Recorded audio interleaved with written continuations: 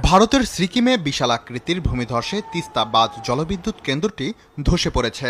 মঙ্গলবার সকালে national hydro electric power কর্পোরেশনের তিস্তা স্টেজ ৫ বাঁধের বিদ্যুৎ কেন্দ্রে এই ভূমিধসের ঘটনা ঘটে।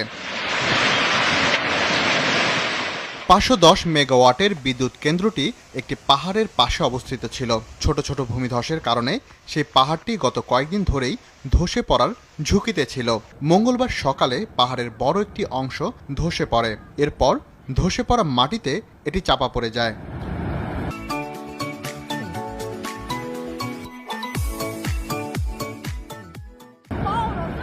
আগে থেকে বিদ্যুৎ কেন্দ্র থেকে সবাইকে সরিয়ে নেওয়ায় ভূমিধসে কোনো হতাহতের ঘটনা ঘটেনি। বিদ্যুৎ কেন্দ্রের পাশ থেকে ধারণ করা কয়েকটি ভিডিওতে দেখা গেছে পাহাড়ের চূড়ার একটি অংশ নড়ছে। এর কিছুক্ষণ পরেই বিদ্যুৎ কেন্দ্রের উপর আছড়ে পড়ে পাহাড়ের বড় একটি অংশ।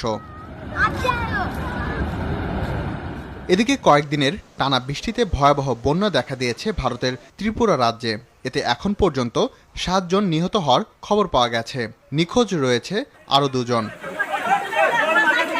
বন্যার কারণে ডুম্বুর জলবিদ্যুৎ প্রকল্পের বাঁধ খুলে দিয়েছে কর্তৃপক্ষ।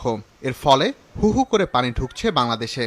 ভারতীয় সংবাদ মাধ্যম এনডিটিভি জানায়, ত্রিপুরায় ৪টি নদীর পানি বিপদসীমার উপর দিয়ে প্রবাহিত হচ্ছে। এর ফলে ৫,৬০০ পরিবার নিরাপদ স্থানে আশ্রয় নিতে বাধ্য হয়েছে। রাকিব হাসান, RTV।